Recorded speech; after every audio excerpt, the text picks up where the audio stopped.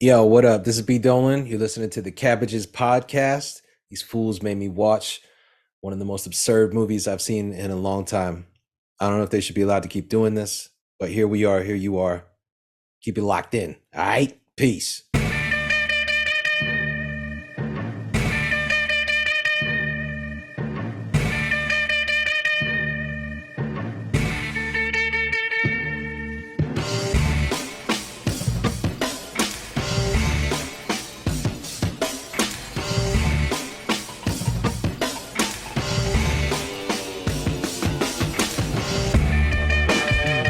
Hello, Gary. Hello, Jeff. How are you feeling? I've been better. You've been I've been better. better. You've been Yeah. better. Yeah. I've been better. Yeah. Yeah. Mhm. How are you feeling? I feel like we really did something for Yeah. these Yeah. people. Why did let's not do this. No, let's do this. Let's get into You this. want to do this? Yeah, let's fucking do this. You have the I'm floor. ready. I know I do. It's my You fucking have the show. floor. Yeah. Let's be clear You have the right floor. now. We had a good thing going.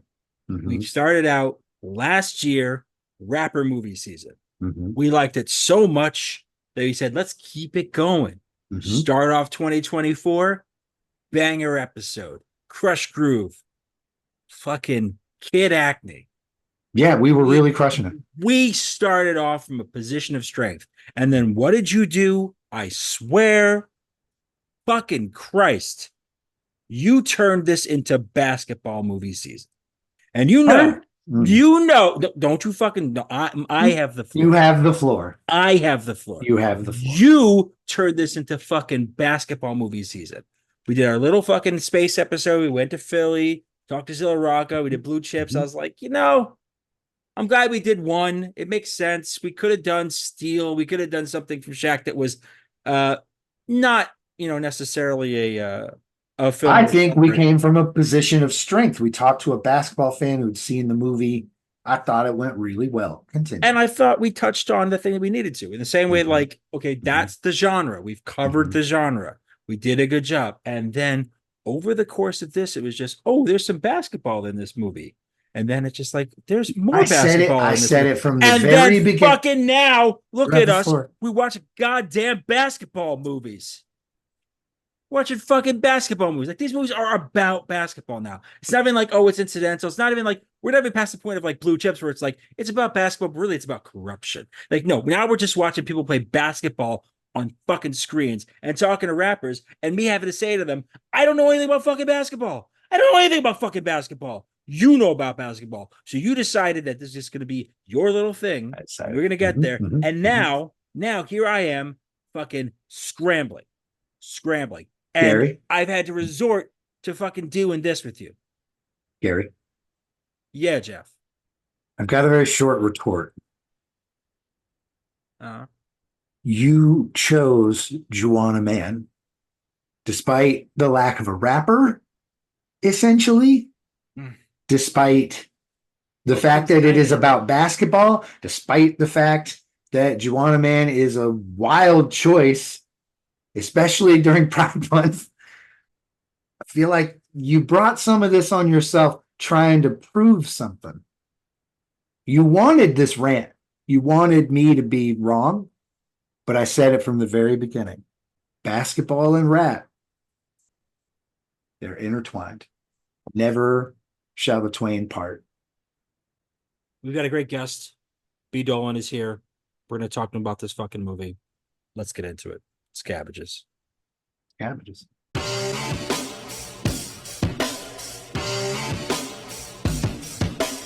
All right. I am thrilled to introduce our guest for today's show. Joining us now is B. Dolan. You likely know this seasoned Rhode Island rapper from his albums on Strange Famous Records, including his work in the duo Epic Beardmen. He's back with a brand new solo album with the incredible title, The Wound Is Not the Body, which you can get on Bandcamp or wherever music is streamed or sold. Hello and welcome to the show. Thanks for having me. Excited to be here. I'm a fan.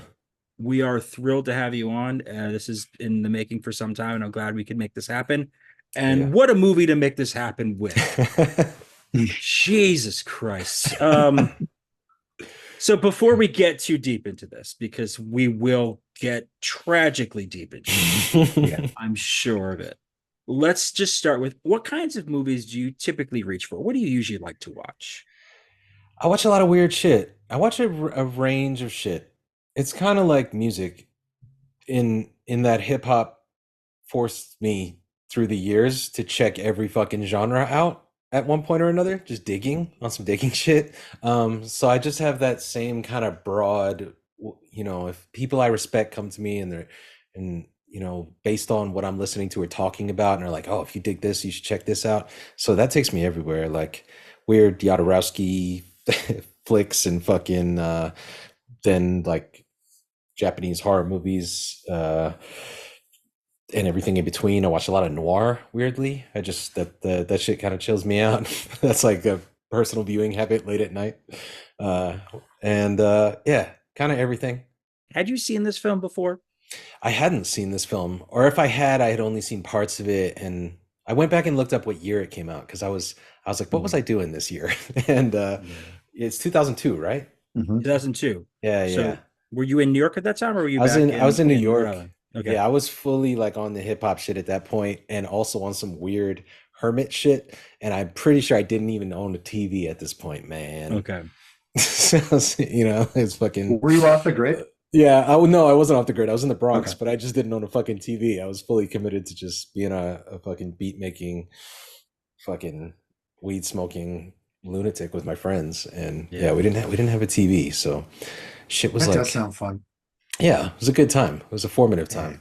I like TV. TV's nice. I like TV was good. Yeah, TV's kind of nice. That's my one I was counterpoint. I was so edgy then, man. I just couldn't have a TV, man. No, it's cool. You were a poet. You're a poet, man. Yeah, You're out there. He's going down to New Yorkers and doing your thing, man. I really was. Yeah, I know. Yeah, That's the thing. Yeah. So yeah, I can definitely. I was curious because the reason why I asked is specifically there's something about Juwanna Mann that made it seem like we should do this for this show, despite everything telling us not to do this for this show. Yes. And that's this stranglehold that this movie seems to have on rappers. Juwanna Mann references are wildly common in rap songs. Like I was doing research one day for this episode, like kind of looking up some stuff. And while I did that, I found myself listening to a song by the rapper Remble. And sure enough, there was a Juwanna Mann reference in that song that I hadn't even expected. It was the Gordon R. Freestyle. And I said, wait, like, this is crazy. J. Cole, Kanye West, Chief Keef, Ski Master Slump God, Rico Nasty, Young Nudie, Young Boy NBA, Henley Chopper, Quando Rondo, like the list, RXK Nephew. I lost count. There's even R&B singers doing this. Chris Brown and Tory Lanez two very very canceled folks. But those people, if you believe in cancellation, which I don't think actually exists, but nonetheless, that's a digression. If it existed after this episode, we might get there. It could happen. That being said, we're close enough anyway. It's crazy how many times Juwanna Mann is referenced in hip hop songs. It is this weird thing. And now that we've seen this, I hope that somewhere over the course of this conversation, we can try to figure out why the fuck that is. Yeah, I think it's as a movie, as a story, the themes in it are very tapped into a lot of shit that is very relevant to hip hop and is very relevant to like basketball. Still as men. Yeah, and basketball. Yeah. Don't you start, Jeff. I did play a lot of basketball in this movie, Gary. This is a basketball movie. Yeah. Quite a bit. Are you a basketball guy? Are you a basketball fan? I was a basketball guy for a period of time.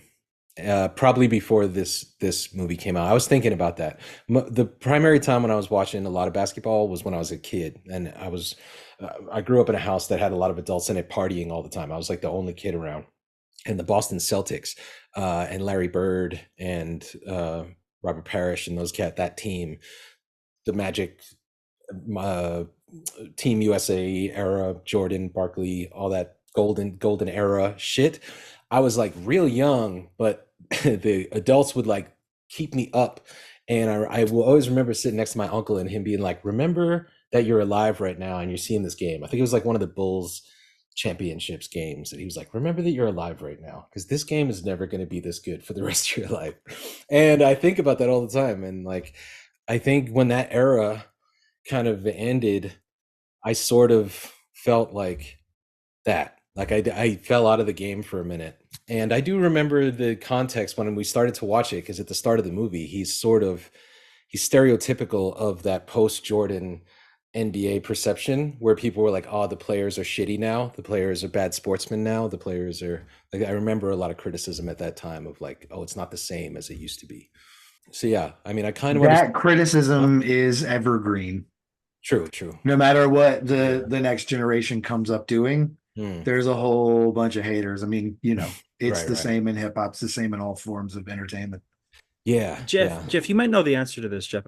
When did the dress code get implemented? When was that a thing? Because I feel like that's tied in with this stuff as well. It's been a Like, long time. when everyone had to start wearing suits and shit. Like, is that part of this whole respectability politics aspect that kind of got Yeah. Oh, absolutely. rust Oh, on it? yeah, for sure. Absolutely. There's a period of time essentially too where like if there weren't headlines, like if there hadn't been big splashes in free agency or trades or anything like that, they would just create a rule so that the players would complain in the media so that they would be front and center.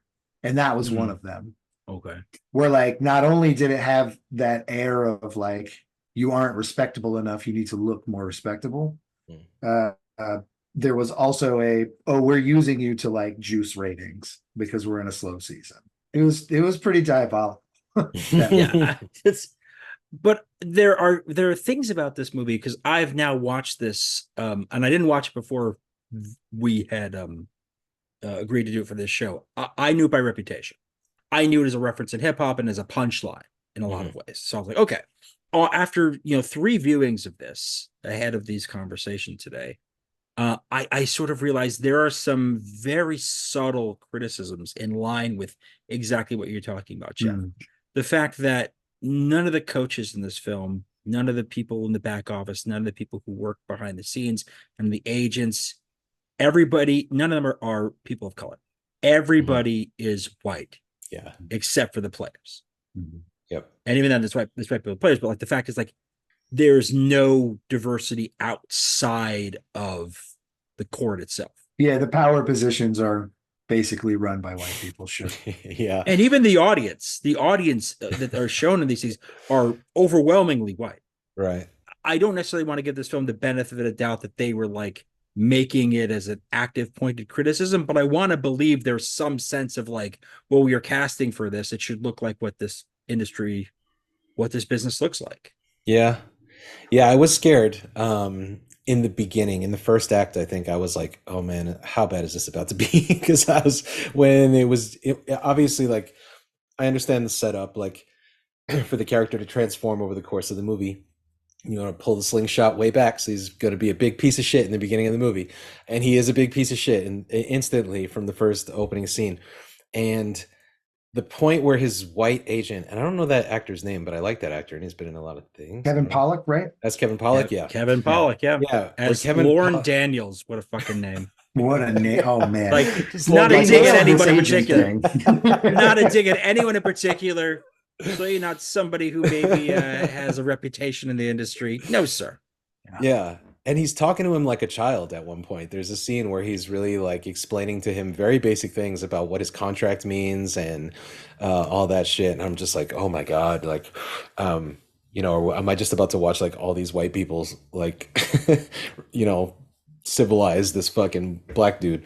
But by the end, it's interesting because Kevin Pollak's character actually is sort of transformed by what happens to the lead character. So it's not that bad, but man, when the coach was white, I was just like, oh my God, what the fuck? Like, but it doesn't go all the way there in some sense. Like Kevin Pollak's character is shown to be just as immoral as, I don't even remember the lead character's name when he's not Juwanna Mann. Jamal Jeffries. Jamal Jeffries, yeah.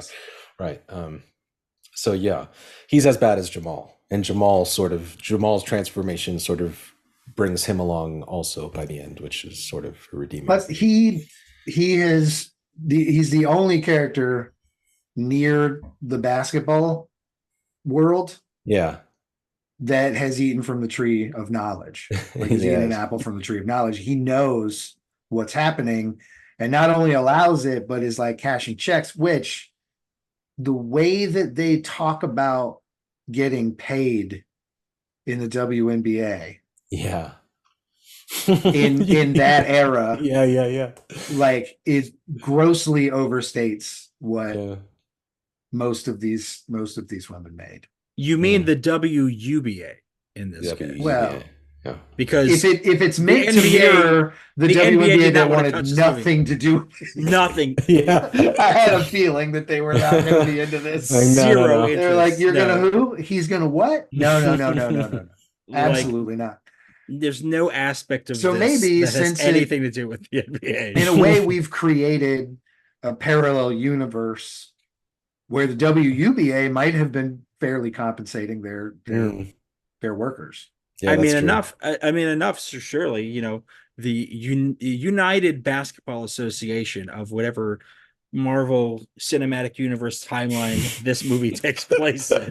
It's like you can have a team called the Houston Gallop, which is just the Charlotte Banshees. I'm gonna let it just exist. I'm gonna let that just sit in the air for a moment. But the Houston Gallop is just, it makes you immediately go to the screenwriter and say, what else did you do? What else did this screenwriter do? No, this is the Gary special.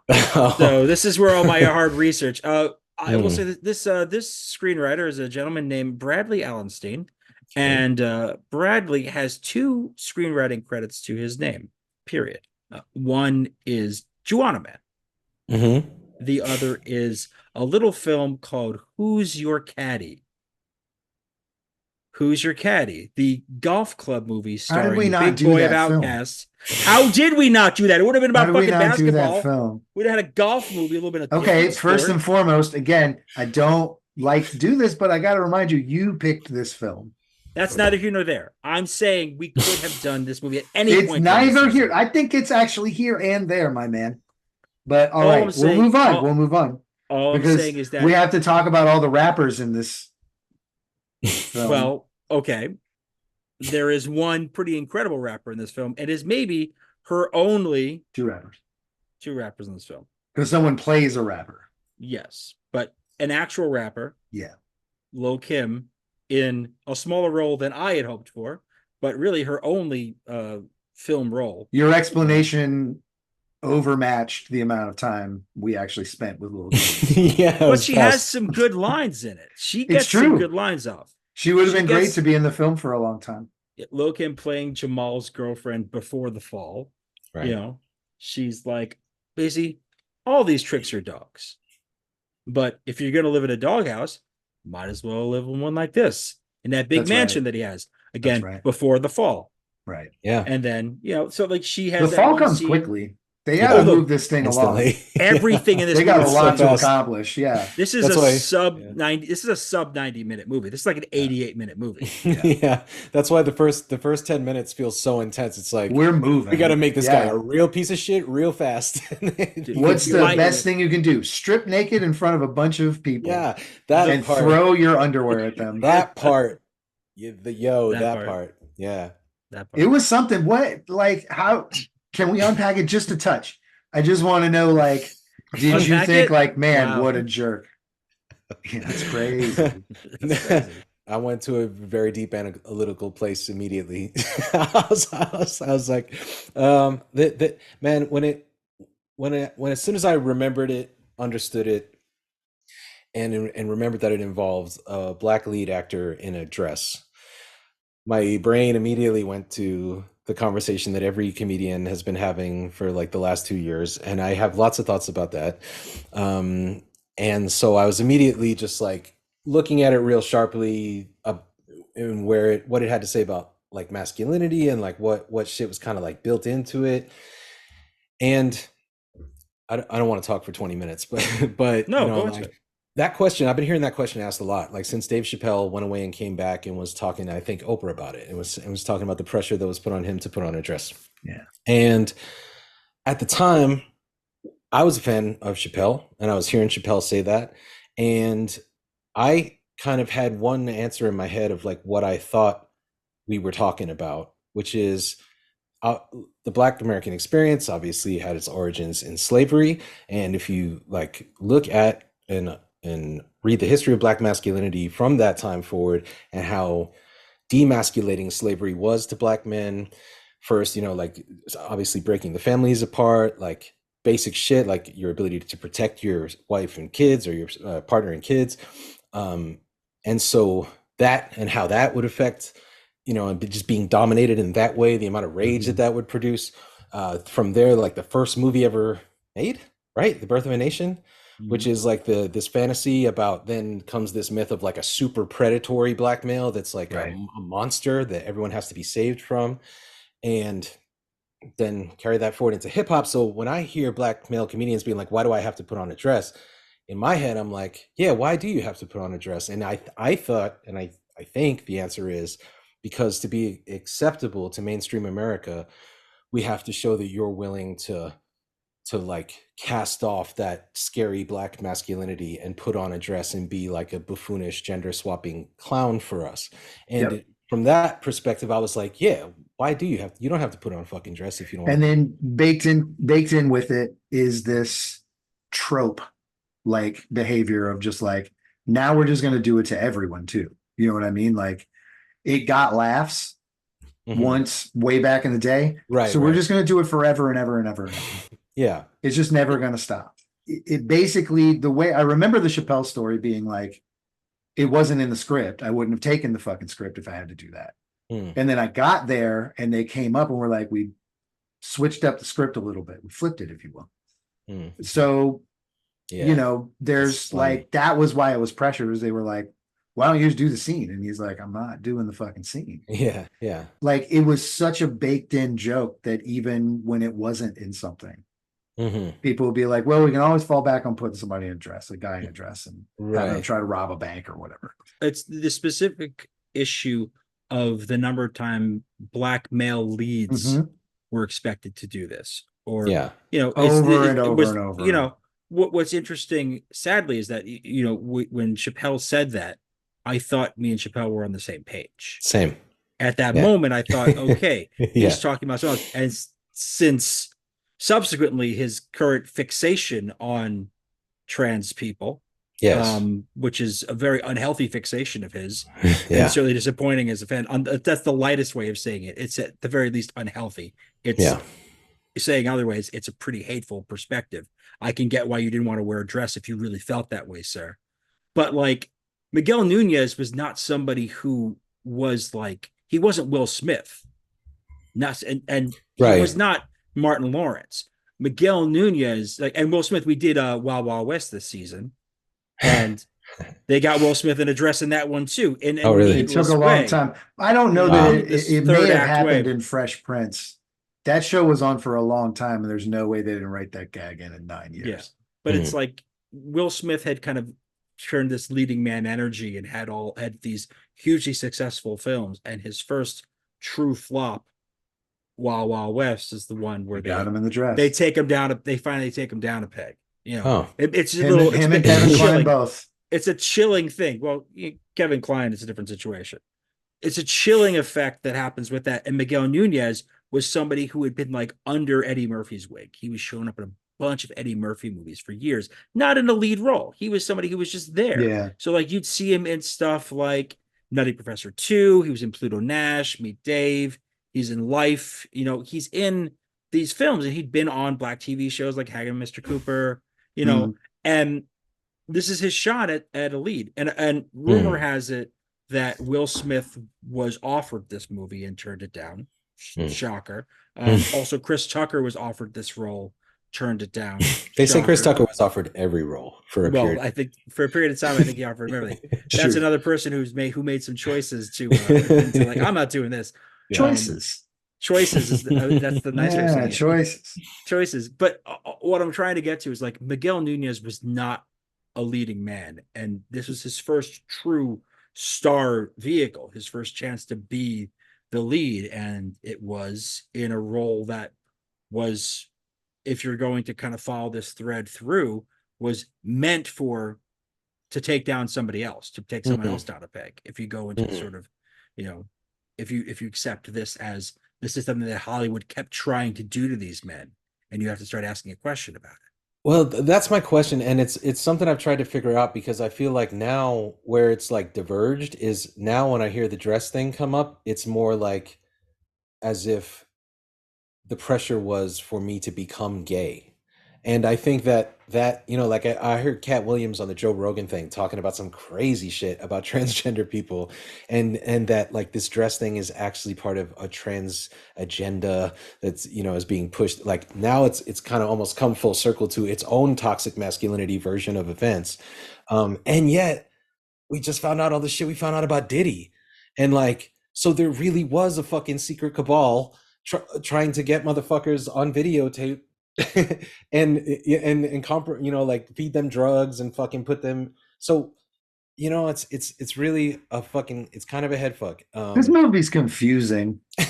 No, it's especially a head fuck because there's a character in this film played by Tommy Davidson, Puff Smoky Smoke, and Puff Smoky Smoke. I'm sitting here watching him on my third viewing going, how much did Tommy Davidson know in 2002? Yeah. Because Tommy Davidson, fucking part of the In Living Color ensemble, which is where a lot of people involved in this film came from. Kim Wayans, obviously. Right. But the director of this film was somebody who had been a producer, director on In Living Color. Like, this was very much born from that. How much did Tommy Davidson, star of big screen and small screen alike, how much did he know about Puff Daddy at that point? Yeah. Because this character is a parody, but there's also the like, there's something about this that might be. He's and again, lecherous. I am speculating. It's creeping. But this is I there might also be think some that meta this- commentary. Yeah. I think more so. I mean, we can definitely ascribe to that if we'd like to. I'm just But I think exploring more options. so this was Anything just that's like, talking about this fucking movie and is on its merits, which are few. I to none. think we give it a lot of credit for if in that scenario we give it a lot of credit. In a very real scenario, they were just in general lambasting the rap community by making this clown do clown things. I mean, that was one of the clowniest characters I think we've ever watched on this show. Yeah. He does have a sexual awakening though by the end. He That's the changes thing, also. too. That's the crazy part. There's two really wonderful I moments. still in this. love you, Juwanna Mann. That's right. Yeah. That was a wild part. And I he was just like, like still is cool love with you, it. He man. yells it out loud. yeah. There's a lot of that was where it's like there's an arc to that character. Yeah. You don't expect there to be an arc because it is very much like a Living Color character. Right. Like the kind of thing that you would have had on screen for 4.5 minutes, Yeah. which is making fun of a hip hop mogul type rapper, and leave it at that. So it was just not meant to be carried on for a longer series. So to have that turn where it's like, actually, he's been attracted to this person for good reasons all this time. Sure. He wasn't in touch with them. And then in this moment, he gets to that. Now it's played for laughs, of course, in a scene that's meant to be, the reveal, because Right. why did he dunk? You don't dunk in the WUBA. It's very clear rules on these things. Everybody was so pumped. terrified He of was dunking. Juwanna Mann was pumped to win a championship. So pumped. So pumped. Pumped on sisterhood. That broke the cardinal rule of the WUBA. The thing that Kevin Pollak, Lorne Daniels, again, what a name, was shitting his pants, spilling his sody, terrified that Juwanna Mann was going to dunk for like half the movie. Yeah. And then it happens, and obviously it is truly. I mean, And that's supposed to symbolize the first dunk in women's like pro basketball history. That wasn't happening back then. So not like in the WUBA. not in the WUBA. Nobody was dunking in the UBA. Not in the Nobody. WUBA. No, hadn't seen the dunk yet. No. What was the use? What did the use stand for? Well, it Uterus. was United? It was like the universe. I have it down here. Universal? Yeah. Give I me have that. I need stupid notes on this that I wrote down. When you watch this many times, you start to build this. It was the that. One day I'm United going to publish all Basketball. the notes I take during these films. They're It was hilarious. the United Basketball Association. Women's United Basketball Association, which means in this parallel universe, Were they playing in the UBA Yes. when he was playing? Okay. Yeah, his team was the Charlotte Beat, I think it was, is Yeah. in the UBA. So Yeah. that's Okay, the UBA. that was so again, NBA wants nothing to We do don't with get a lot of the UBA in this, but like he slings seemed his like a underwear. dude that No, he was slings his- wildly no. talented. No, he slings his underwear into into someone's a hot dog, into a man's hot dog. Is there so much talent in the UBA at that point that they can just walk away from this? And how this is, listen, there's going to be a lot of these questions once I open this Pandora's box. But how did they not notice that a person with the exact same skill set and voice and build just showed up in the WUBA and started dominating bitches? No one was How watching. did they not figure this out? No one was watching. They weren't televised games. No one knew. Except the first one was televised. Gigantic. Okay, the crowds were gigantic, and at one point, and none of them cross over with the UBA. They're like, nope, I only watch a weirdly WUBA. Quiet crowd, by the way. But Juwanna had a country accent, so yeah, that was a character. Not on the court, really. He was just yelling as himself on the court. Yeah. Come on, yeah. Like, and I'm not even talking about just the fans, the announcers, the coaches, the people who live and breathe basketball. His agent at all times. I was waiting for the scene when he met his agent the next day, and his agent was fooled, and I was like, "Really? All right." He fooled his agent before, he's like, "Ha, I fooled you," and he's like, "What?" He couldn't even wait for the facts to go through. He was so excited to reveal, "I'm actually your ex-client. I'm gonna stand over this thing." Yeah. Which then how did they not know with that skill set that this wasn't just like, and it's not as if he was like living with Aunt Ruby? Aunt Ruby. Yeah. Aunt Ruby.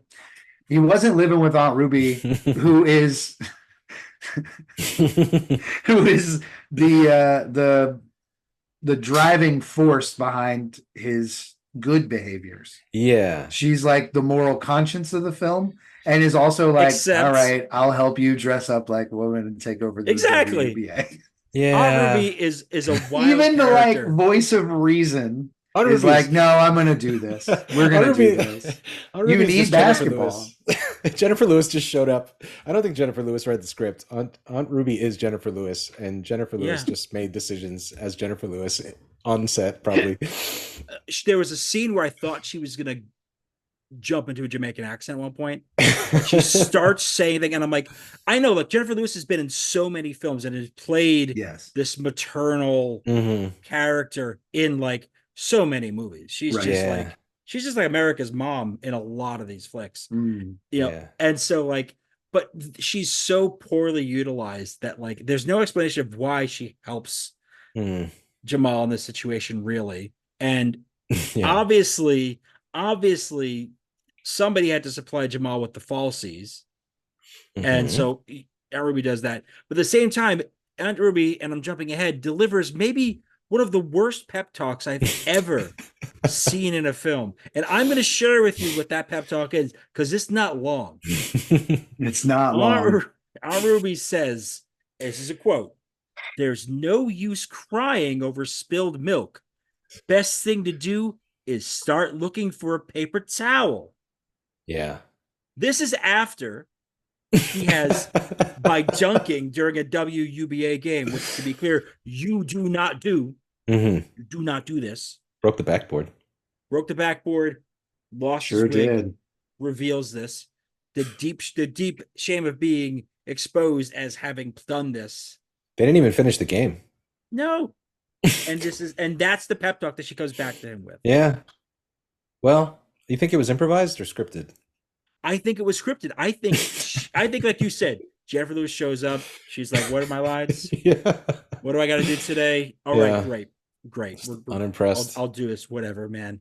Yeah.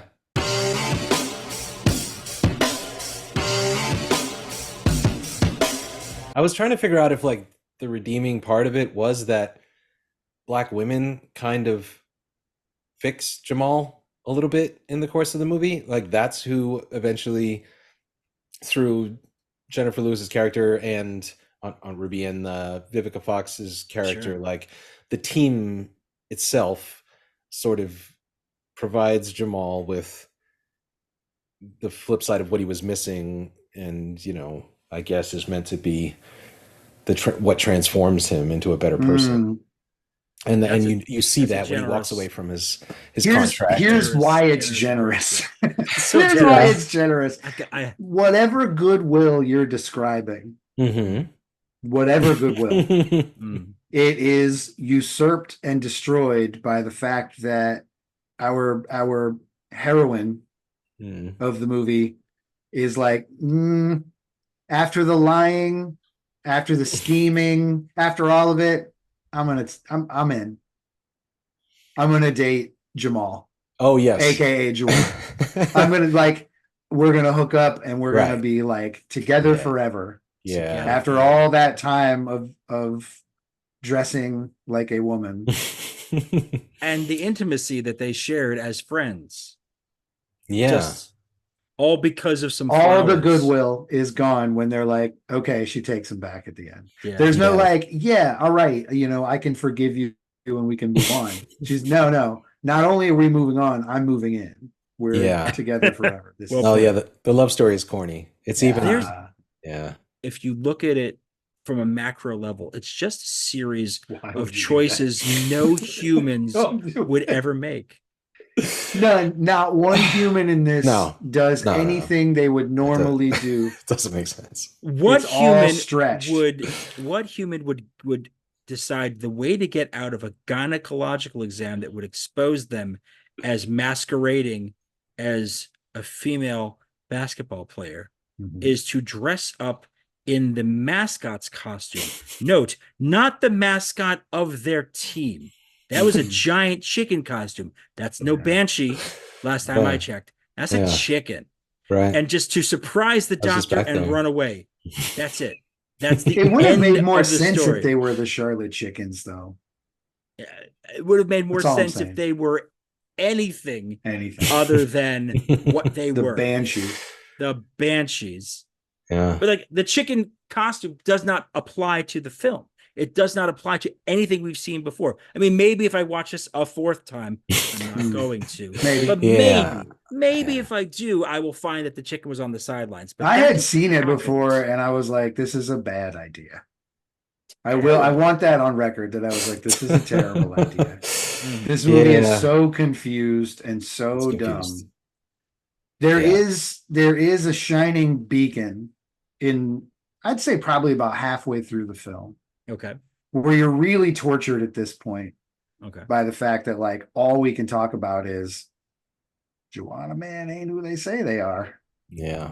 And it's when Juwanna Mann wakes up late, or Jamal wakes up late, switches to Juwanna Mann, and is driving to go catch a plane for the road trip, and is pulled over by a police officer. That fucking scene. Jesus. Yeah, I forgot about that. It is the most odd. That shit is fucking weird. That shit's weird as fuck. Yeah. Sex positive. It's so confusing. Yes. Why is it there? It's also the best part of the film. I don't understand how this can exist. Weird. It's so weird and be good. And there's cops involved. I'm so confused after the scene. The only thing I know is it's one of the only times I really got a good laugh. Yeah. Was they're like, oh, they made this fun. That's a fun scene. Yeah. For those who haven't seen the film, and please avail yourself of Cabbage's warning, this thing's a real piece of, it's a stinker. It's a real piece of shit. It's a stinker. I'm going to lift the veil of any idea we might have had that we might like this film. But a cop pulls over Juwanna Mann, sort of figures out that it's Jamal, obviously knows nothing about either basketball league. No. And they get to a point where it's like, oh, your driver's license is a man and you're not a man. What's going on? Yeah. And the made up excuse is, I had the surgery done or whatever. And the cop is like, I'm getting it too. That's awesome. And they become fast friends. Yeah. And it's really weird. Well, also the music Like the whole, it's a joke, it's a setup, and the whole setup is that there's about to be violence. That's the crazy part. It's like a white cop pulls over a black trans woman, asks for an ID, gets a male ID, and immediately like says, "Step and it's like tense as fuck. Like how is Juwanna Mann going to get out of this one? Yeah, and then it goes. It's Jaws music, fully the other like way. Fucking and fucking like and then the comedically tense. Like, I'm getting it done too, and it's like play for laughs, like oh my God, what the fuck? But then like is like turn around, like when he makes Juwanna Mann turn around and like show the full body. You're like, oh my God, is this gonna get rapey? What's gonna happen here? And it turns, and it's so good. And there's one final. The cop is hilarious. There's one final bit too, where she's leaving, and she says to him something. She says something like, "You're gonna look great, like get it done," and then just makes a little face like "ew," and gets in the car. Right. There's nose hairs. Nose hairs was the issue. Right, the nose hairs. Yeah. The person who at first was using this thing. Was usurped of the power of it and was like, what the fuck's going on? And then turned back into this terrible person for just had a little homophobia on the way out. Just a little homophobia. Just want to like, yeah. But it could have also been because of the nose hairs. Like he was turned off by the nose hairs. Right, that's true. Didn't like nose hair. I forgot about the nose hair. It's such a weird. Listen, now people are going to want to see the film because the scene is so ridiculous. Don't do this. No. Don't. But it is truly what I really found extraordinary about it, and what I continue to on multiple viewings find about it is that the way the comedy of that plays out, and it is clunky.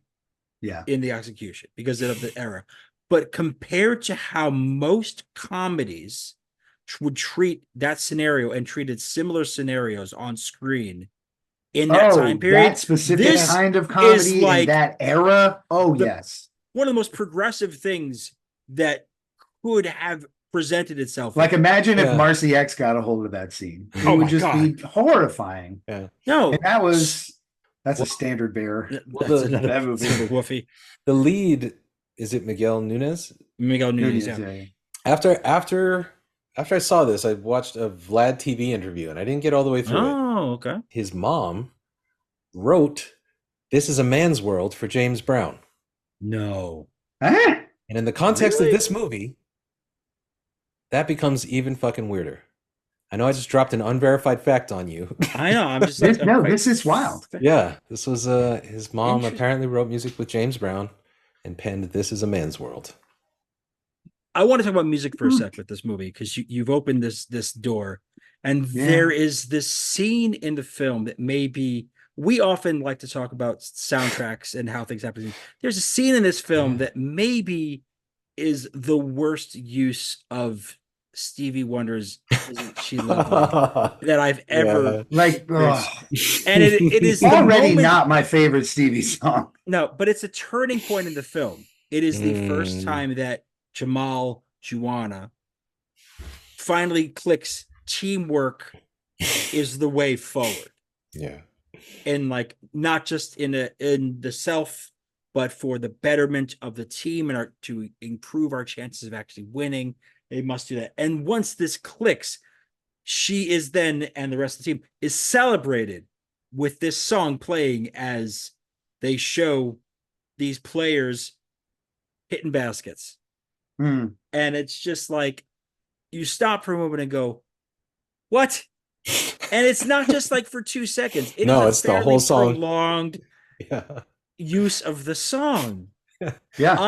Each time I watched it, that was jarring. Maybe it's really jarring. Maybe appalling. Maybe appalling is the word to use for that. I don't disagree. I disassociated. I was like, Stevie got paid. Stevie got a big check for this. I'm super excited that Stevie got paid. I am. I don't ever want to take any meals out of Stevie's mouth. He's done so much. But Stevie that particular combination it wasn't for that film was like it was upsetting. I was like, I'm deeply like I'm not saying we were having a good time. I'm not going to ever say that really, but I will say that I wasn't particularly angry during the basketball scenes, you know, It Yeah. looked semi-real. They like, these people have played basketball before, at least for the most part. But isn't Yeah. she lovely? Yeah. Stevie's daughter probably doesn't watch this movie a lot. I Mm, can't imagine. I would just skip it. I would technically, probably neither say is so. Stevie. Aye. Hey, we're There's- not going there. Yeah, Come on, there's we man. theories. do no. Come There are on, theories. man. I just assume he hasn't seen it. There's TikTok theories. I know. Exactly. I've seen some of this. That he's It's not like- oh god, they're like- no. you don't No, wanna you guys Jeff- are dicks. in your Jeff, comments now I thought you I have made a your shitty response. joke. You don't want to You're hear this doing a be- bad yeah. thing. There are several things I want to get back to the fact that this film is just a series of bad and bizarre choices. Right. There's another one that does really upset me, and that is the first of the arbitration hearings, which the fact that there are more than one arbitration hearings in this film They take him back is into the NBA. infuriating. They take him back to the NBA after, or I'm sorry, the UBA. They take him back into the UBA after Yeah. he comes to the first one and like basically shits on a desk.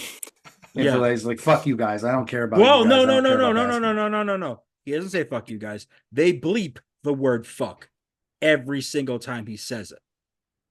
Fair. But I mean, Nowhere we else- are to assume that he In did.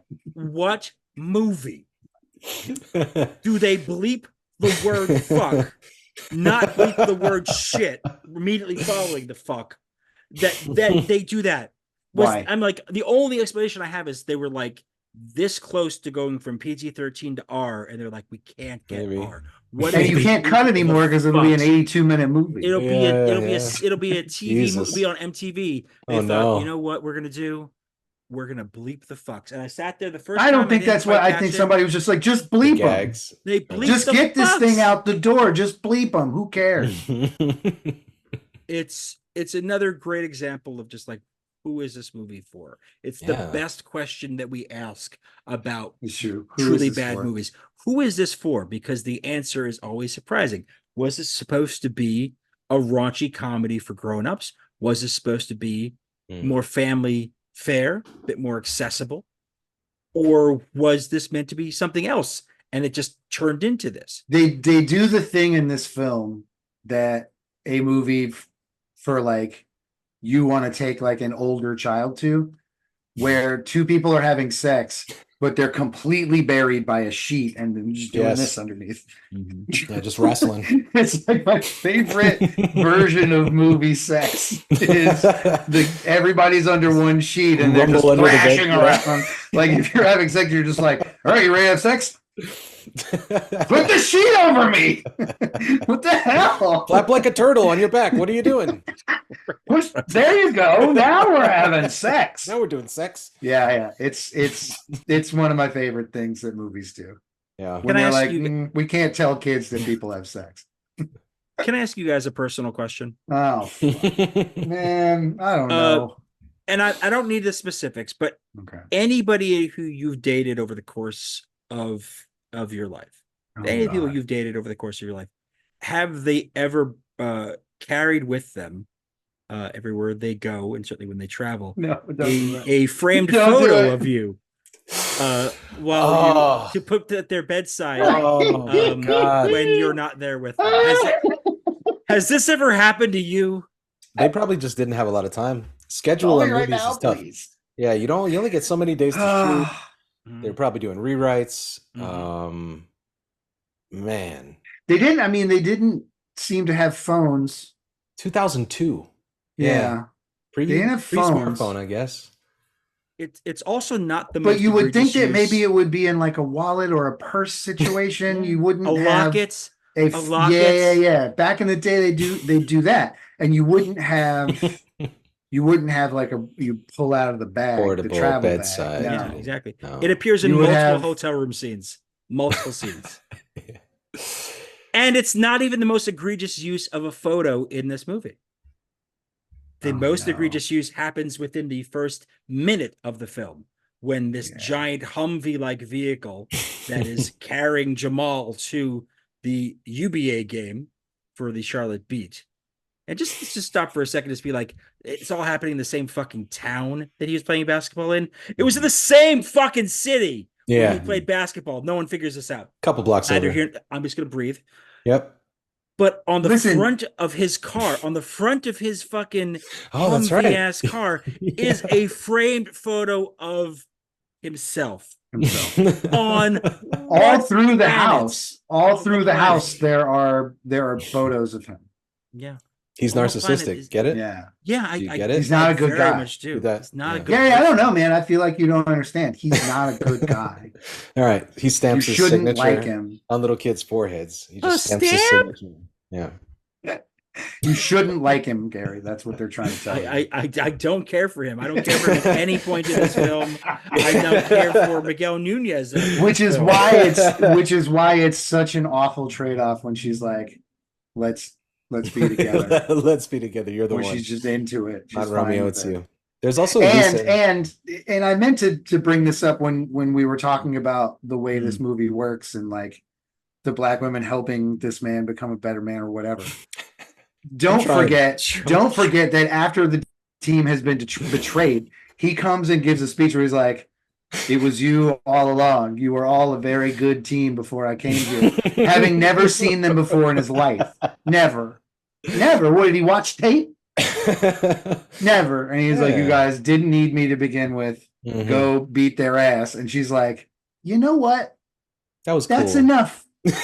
That He broke back into the building that he's obviously been barred from, broke back into the locker room that he's already been barred from, Yep. and then told us that we were a good basketball team. Pretty good. Something changed in that locker room at halftime. I'm ready to get dicked down. I'm ready for this. This is what I want in my That's life. crazy. That's crazy. What I that is definitely the worst speech of the film. And again, I did do the Aunt Ruby speech earlier, in the Which might have actually been the conversation. best speech of the film is the problem. compared to actually That's a might be. paper towel. It's correct. But it's also funny because at the very beginning, when the first time he has any interaction with the Banshees, is he's seeing a commercial on television Right. for them, and he says, "Women's basketball, what a joke." Then moments later, I don't remember how long, but it's not long. The movie's only like 45 minutes long. He watches some kids playing basketball. Yes. And what you believe is going to be a moment of clarity where he's like, I do love this sport. Like Yes. in most movies that are trying to rebuild our idea of someone, they're like, kids are a significant thing to turn this thing around. And he goes, that's it. I'll dress like a woman and go play WUVA basketball and get paid to do that instead. And you're like, thank you for this was a really excellent goodwill thing. 17 minutes. The kids It took 17 minutes to get there. The kids recognized him fully. They were like, Jamal! Like they knew exactly who he was. And he put on a dress and a very slight bit of makeup that didn't even change the skin tone. The tiniest bit. And they were like, Juwanna Mann is the greatest player of all time. I thought that scene was a big loose end that they left untied at the end, because at the beginning, as soon as I saw it, I was like, oh, I immediately flashed forward to the end of the movie. I was like, oh, he comes back after the transformation. He finds this little girl who's talented. He introduces her. He puts her career on. Like, why would he do something good for anything? I thought that's where that was. Why would he redeem himself? Never saw that all? little girl again. The only thing we learn is that women are the most tolerant beings on Yes. earth. Yep. That's what we're told. Doesn't pass the is that Bechdel. it doesn't matter what this dude does. They're like, yeah, he did give a speech in the locker room. He came back to the locker room. He risked life and limb to tell us we're a pretty good basketball team. Like, he's happy he met us. Yeah. And they all come out to the arbitration hearing to support him. All of them too. Yes. And then some like one of my favorite parts when he sends some like just because flowers, which she told him that story in confidence, in the confidence of friendship. Yep. Yeah. And then he was like, that's what I'll use to win her heart. It won't remind her of when I dressed up like a woman and lied to her for months. That was his big move, is like, send you flowers. It was just Wednesday, even though this is all a plot. Right. Well, I gotta say, that definitely is not why I sent it. On that one point, I should say, have either of you ever sent a woman just because flowers? No. Because I have. Yeah, damn it. And I'm married to her. I think I have. I think I probably have. Just because flowers? They were just because. Flowers are expensive. Yeah, they weren't always that expensive. They I've didn't used to be. been with my wife a long time. Yeah, there's some prices. There are other characters in this film. You guys love your families. Yeah, we Fuck outta suck, here. assholes. There are other characters in this film who I'd like to see again. Happiness. It is- Boo. Oh, Be single like me and lay in bed and cry. yeah. You got to Like get on a you're- women's basketball team, buddy. Change your perspective. Yo, Yeah, yo, that's it would be that's easy, dope. and you'd make lots of money. Yeah. If you just follow the arc of this The film, Yellow Brick Road. you'll get there. This movie is the Yellow Brick Road, and the Wicked Witch in the end was all of us learning.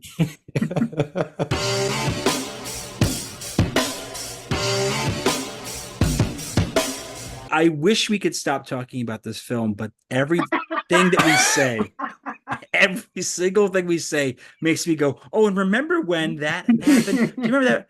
So you were talking about how we don't have this resolution with the little girl. Again, this film is paper thin and doesn't return back to anything.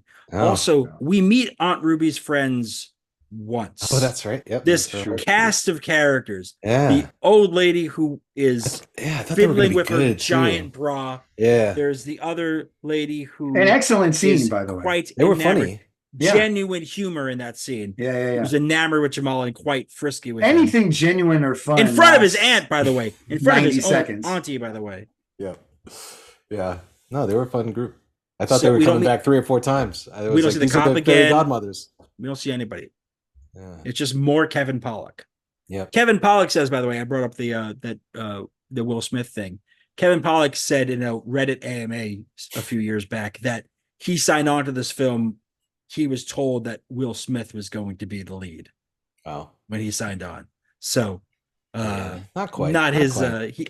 He thought, all right, a Will Smith movie. Let me I could ask be in you this. guys this. Do you think Will Smith makes this a good movie? Yeah. Bear Oscar in mind that he's like peaking up. Like he might not be at his very, very peak, I guess, but like he's Well, still on top. Well, he's like post Wild Wild West, but pre Men in Black 2. yeah. I mean, That's about where you are. we're definitely on the way down, sure. But if Yeah. you look at it, still getting a ton of work. Yeah. Things are pretty good for Will Smith. Does he make this thing better? I can't Well- imagine a world where I watch this and I'm like, boy, Will Smith really crushed this one. This Part is of- an excellent film. Yeah. Well, part of what I was trying to figure out with the like the fact that it's a black film and maybe was for black audiences. So I was trying to think to other gender swap movies that involved white leads. And I was like, because a lot of the jokes in the movie, like there's jokes where That it's great hit on comedy, by- Tootsie. yes, where he gets hit on by a gay guy. Yeah, like that is where my mind went. I was trying to go back to Tootsie and I was like, what Taxi. tropey things was in Tootsie?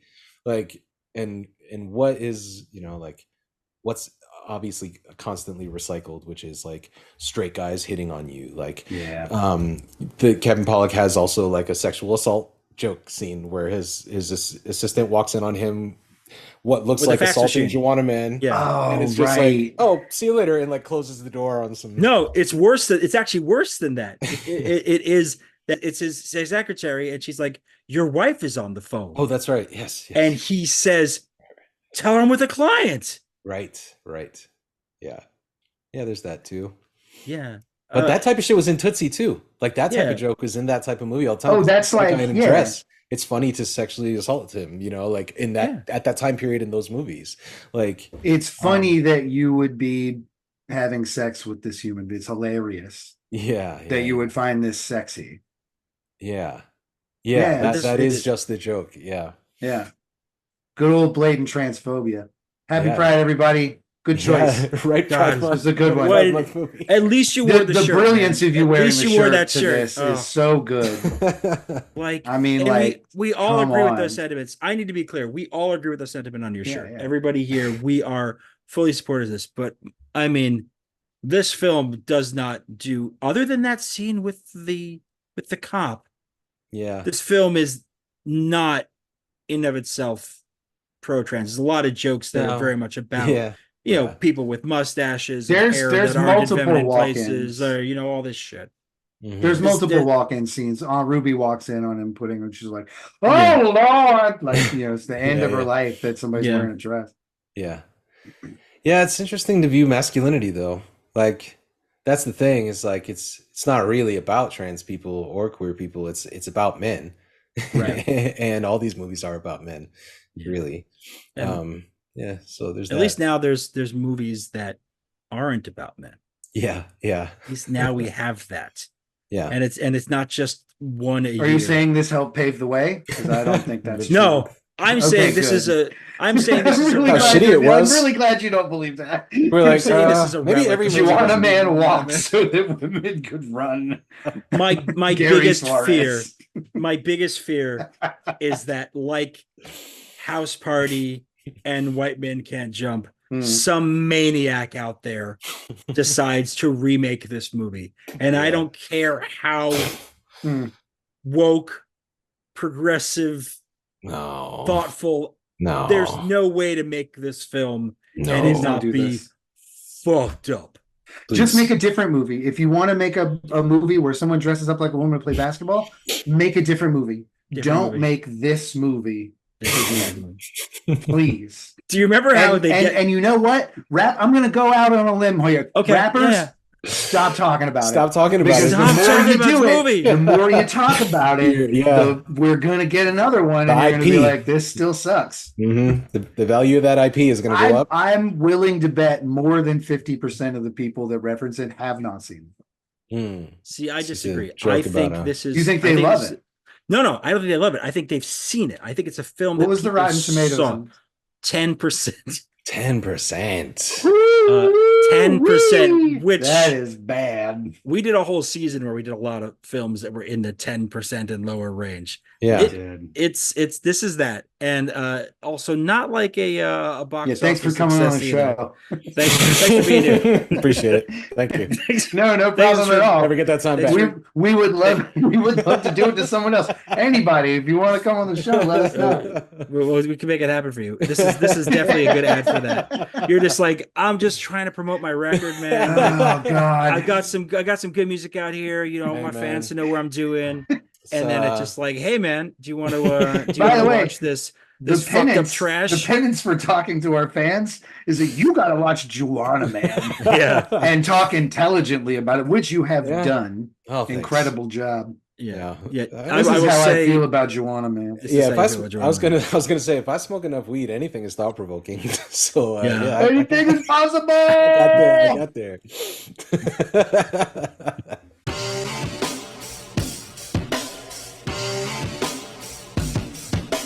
Hi, Gary. I get the feeling that just let me, I'm going to give you the floor. Mhm. I get the feeling you aren't feeling better about what we've done. No, Right. don't feel better. No, you Like, don't. regardless of the fact that we managed to turn this into an episode, we managed to get a conversation out We're of this. professionals, Gary. What the fuck, man? Mm. How have we slid to this level? We are back to 10% Rotten Tomatoes movies. We are back to bad movie battle level dreck. We Like, I hate to say honestly- we because I'm going to stick with my thing of you did this. shut the fuck We up. had fun movies. They just happened to have basketball in them. It wasn't on purpose. Like, I did so much research to try to save this episode, and there's stuff we didn't cover in our conversation with B. Well, Dolan. like this was Núñez Jr.'s only role. This was also not his only basketball movie. He appears in Slam Dunk Ernest. You want to watch it after this? Fuck no. Don't you get it? We don't want to keep doing this. We Oh, don't right, want right, to keep right, doing right. this. I cannot believe that we have gone from Crush Groove. Hmm. We started this year with Crush Groove. We did. And we've Great done movie. films like Paid in Full this year. Yeah, that was fun. We've done some actually Yeah, dude. Good, No, enjoyable, I'm telling you, we did worthwhile films. basketball What on the purpose. fuck is It going wasn't on? on purpose. What Listen, the you want to know why I'm doing this? calm, man? You want to know why I'm so calm? How are you this fucking calm?